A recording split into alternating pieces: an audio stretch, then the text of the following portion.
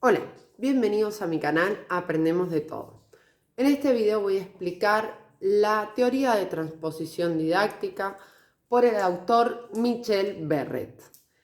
Él es el creador de este concepto de transposición o transformación didáctica. Si bien se le atribuye la autoría a Yves Chevallard, en realidad él lo que hace es hacerla más conocida porque trabaja en didáctica de la matemática con esta teoría, con los autores Guy Brousseau de la teoría de situaciones didácticas y Gerard Bernau en la teoría de campos conceptuales. Por lo tanto, el autor de esta teoría es Michel Verret, el cual la desarrolla en 1975 y 10 años después la retoma Yves Chevallard en 1985. Este video vamos a conocer algunos términos generales de su biografía. Vamos a hablar de la transposición didáctica como Michel la define, ideas principales de su teoría. Vamos a ver qué privilegia la transposición didáctica o que debe privilegiar, y finalmente las características de la transposición didáctica y algunos ejemplos, ¿sí? Dentro de las características tenemos la desincretización del saber, la despersonalización del saber, programación de la adquisición del saber y publicidad y control social de los aprendizajes, ¿sí? Vamos a ver una síntesis de sus palabras y la vamos a aplicar. Bien, comenzamos. Michel nace en 1927 y fallece en el 2017. Fue filósofo, sociólogo y profesor universitario. En 1975 crea la teoría de la transposición didáctica, la cual define de la siguiente manera.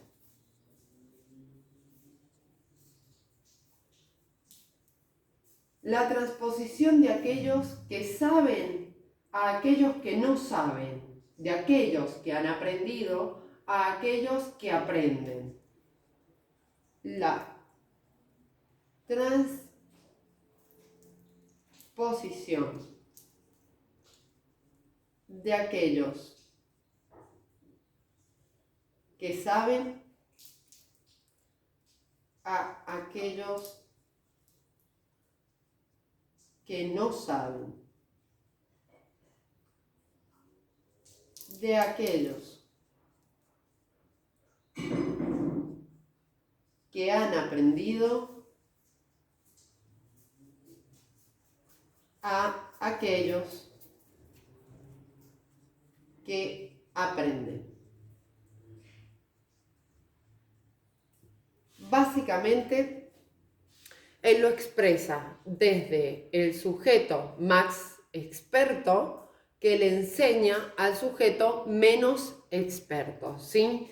Lo que vemos es que en esta definición él no toma los contenidos, solo toma una relación de transposición entre un docente y un alumno, un sujeto más experto a un sujeto menos experto, ¿sí? Bien, ahora vamos a ver las ideas principales de su teoría. Si me dan un segundo.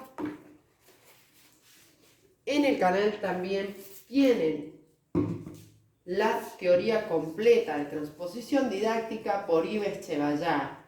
Si bien ahí también lo van a ver como creador de la teoría, es creador de la teoría en relación a la didáctica de la matemática. ¿Sí? Ténganlo en cuenta, ya que él amplía muchísimo los conceptos de Michel. En las ideas principales de su teoría, distingo las siguientes. Primero, no se puede enseñar un objeto sin transformación. No se puede enseñar un objeto sin transformación. Recuerden que objeto le llama al conocimiento, al objeto a enseñar.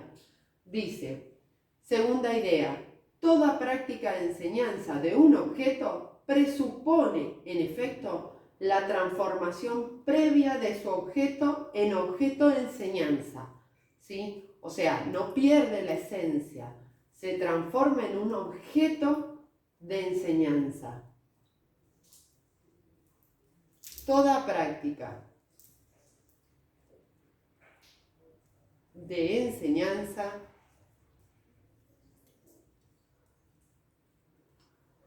de un objeto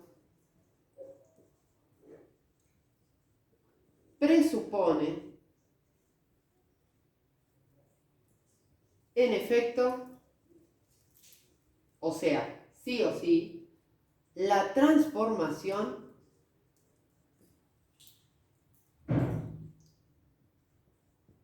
previa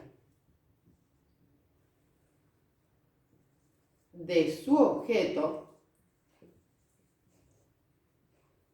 en objeto de enseñanza. O sea, para ser enseñado, ese objeto debe ser transformado. Se instituye una distancia entre la práctica de enseñanza, la práctica en la que el saber es enseñado. Se instituye una distancia entre la práctica de enseñanza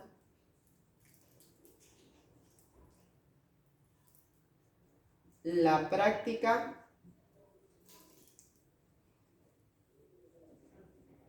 en el que el saber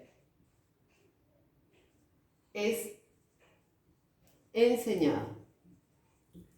Es decir, existe una distancia entre el objeto de enseñanza, ese saber erudito, a el saber enseñado, que va a ser el que va a poseer ya el alumno, ¿sí? A eso se refiere. Y finalmente dice que la transposición implica tres procesos. En primer lugar, una separación. Esto es muy importante, una separación. Es decir, por ejemplo, si estuviéramos en la materia de historia o la asignación de historia, un profesor debe fragmentar, debe separar los contenidos para poder enseñarlos. A eso se refiere la separación. Luego una selección, ¿sí? En esta selección, tanto como en la separación, debe haber una coherencia de lo que voy a enseñar.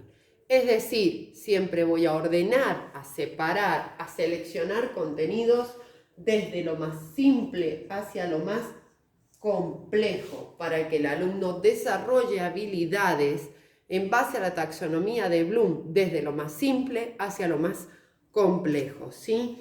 Y finalmente implica una transformación. ¿Sí? Es decir, no es lo mismo enseñarle a un niño de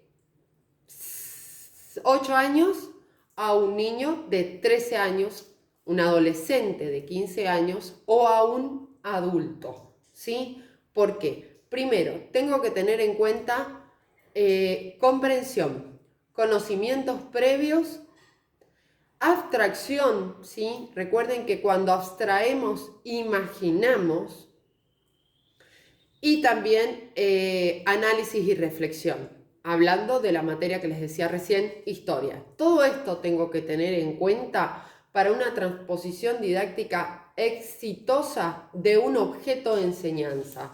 ¿Cómo separo mis contenidos? ¿Cómo los selecciono y cómo los transformo? Para ello, un docente es muy importante que logre hacer una planificación en base a un mapa mental, ¿sí? Por ejemplo, vamos a ver un ejemplo rápido. Si quisiera, si diera ciencias naturales, por ejemplo, en la primaria, yo podría partir de un sistema, ¿sí?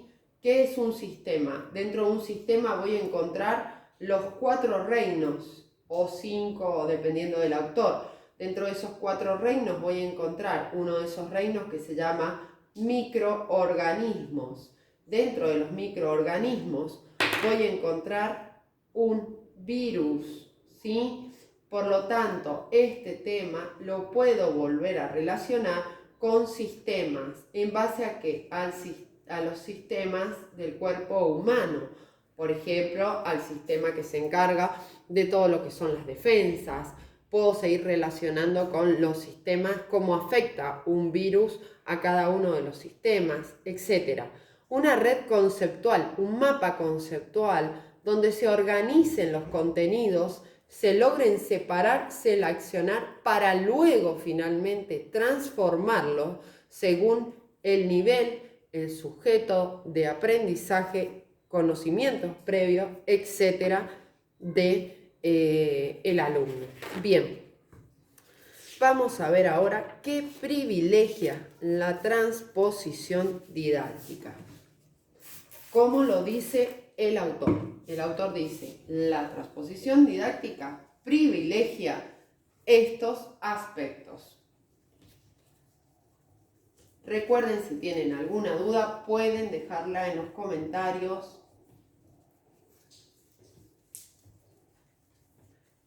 Y si les sirve el video, compartan.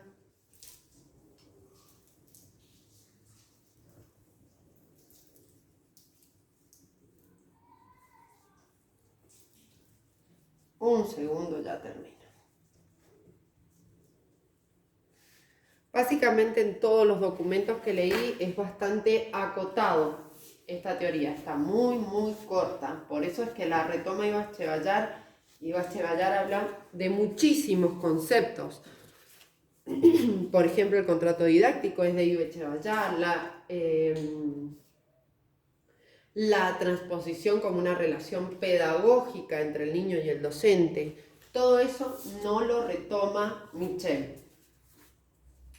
Bien, dice que la transposición didáctica privilegia, en primer lugar, el logro. ¿Sí? ¿A qué se refiere con el logro? Dice lo siguiente: porque en el saber que se da para transmitir al alumno se ha operado una clasificación. Los fracasos de la investigación serán ahorrados o evitados a los alumnos. Es decir, cuando a un alumno le enseño un objeto de enseñanza, lo estoy fragmentando. No estoy explicándole todas las investigaciones que se realizaron para llegar al concepto de sistema. Tampoco le voy a enseñar todas las teorías que existen sobre el sistema, sino que finalmente, según el nivel del alumno, o lo voy a aplicar al concepto de sistema sin la definición, o voy a partir de la definición por tal autor, ¿sí? O sea que está totalmente clasificado. Entonces dice así: porque en el saber que se da para transmitir al alumno se ha operado una clasificación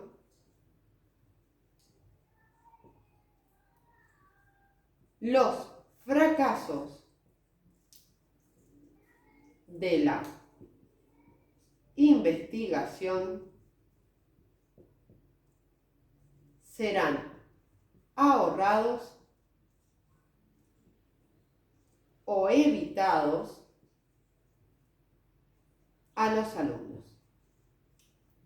O sea, que el logro es la clasificación de un objeto de aprendizaje ya acabado, ya terminado. Luego dice que se privilegia la continuidad. Es decir, se refiere que para que la transmisión didáctica no tendrá en cuenta las interrupciones y el tiempo sobre las investigaciones.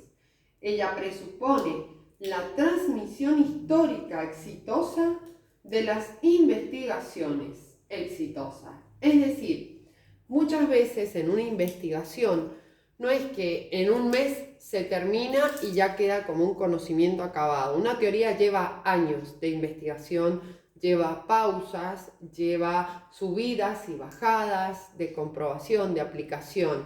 Todo eso es evitado. Todo eso no es transmitido, ¿sí? Por eso dice que lleva una continuidad. Porque la transmisión didáctica no tendrá en cuenta las interrupciones y el tiempo sobre las investigaciones. Dice, ella presupone la transmisión histórica exitosa, o sea, el resultado, el éxito de una investigación, de las investigaciones. En términos generales, no se rompe la continuidad, solo se ve el resultado. Clasificación, en la continuidad se ve el resultado, no la historia de la investigación. Y finalmente la síntesis. ¿A qué se refiere con la síntesis? Porque en la transmisión de los saberes a los alumnos, los momentos fuertes de la investigación serán detenidos o reservados para hacer la economía del detalle. Volvemos a lo mismo. Se da un objeto de enseñanza ya terminado, sintetizado.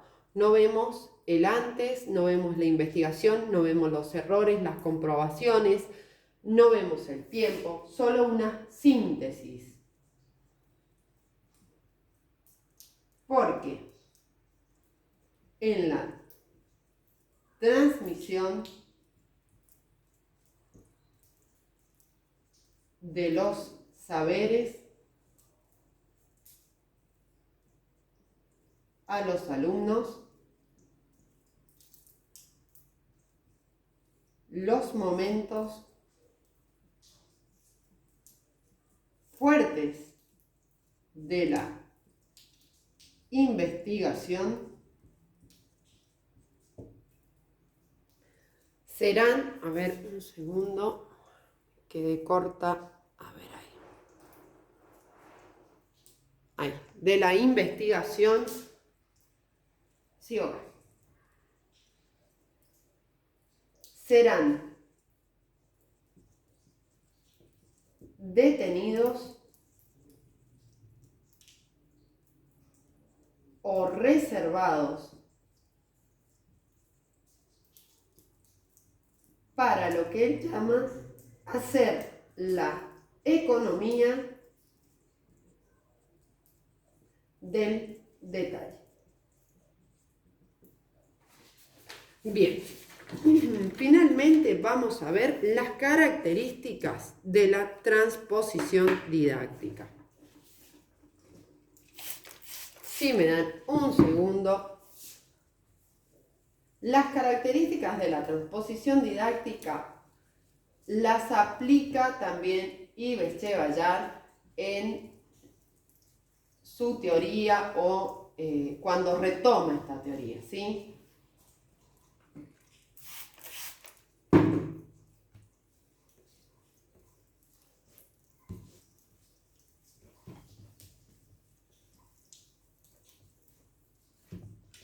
Bien.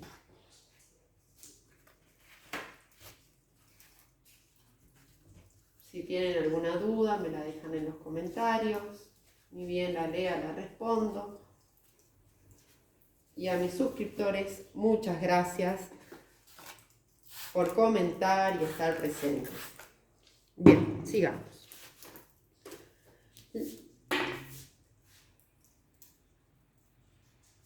Características de la transposición didáctica. La primera característica dice que es la desincretización del saber. Desincretización del saber. Y se refiere a la delimitación de los saberes parciales, cada uno de los discursos autónomos. Descontextualizar del saber, ¿sí? En esto tenemos que tener mucho cuidado los docentes, en no descontextualizar saberes, llevar una red de conceptos. Se refiere a la delimitación de los saberes parciales, por un lado. Por otro lado, cada uno un discurso autónomo. O sea, tiene que ser coherente cada tema, no por parcializar, por descontextualizar un saber, no tiene coherencia.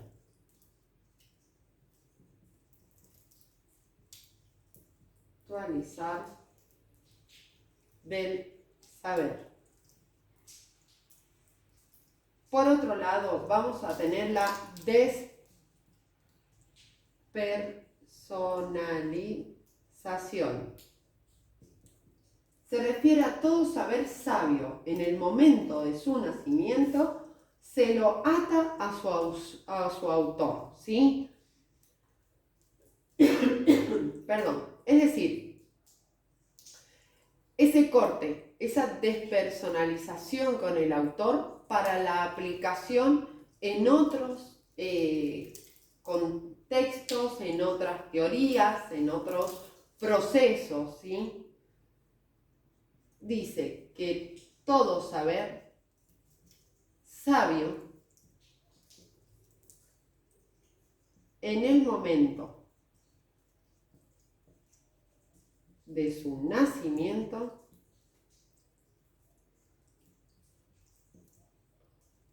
se ata a su autor. Y la penúltima característica es la programación de la adquisición del saber, que se refiere a lo siguiente. La textualización del saber introduce a una programación, a una secuencia razonada, a un programa instituido.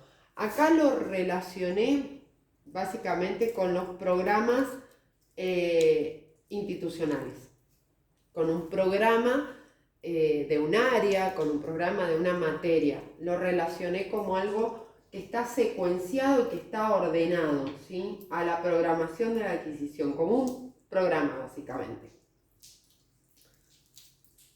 La textualización del saber introduce a una programación, secuencia razonada. O sea, se va a enseñar primero este tema, en segundo lugar se va a enseñar este tema. Volvemos a lo mismo, la secuenciación dentro de esta programación hace al orden, a la delimitación de contenidos en base a una estructura coherente, lógica de razonamiento, ¿sí? Y finalmente, la última característica que él nombra es la publicidad y control social de los aprendizajes.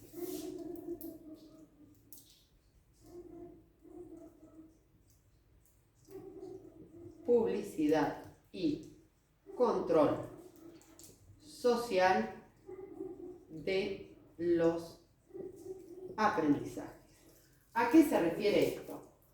A la posible publicidad de este saber, que se refiere a una cultura, ¿sí? A un contexto social. Va a depender la publicidad y el control social, el control social de los aprendizajes a la cultura y sociedad en la cual se imparta ese objeto de enseñanza. Bien, espero que les haya servido el video. Cualquier duda que tengan lo dejan en los comentarios. Gracias, y si te sirvió, comparte, suscríbete y regálame un me gusta. Adiós.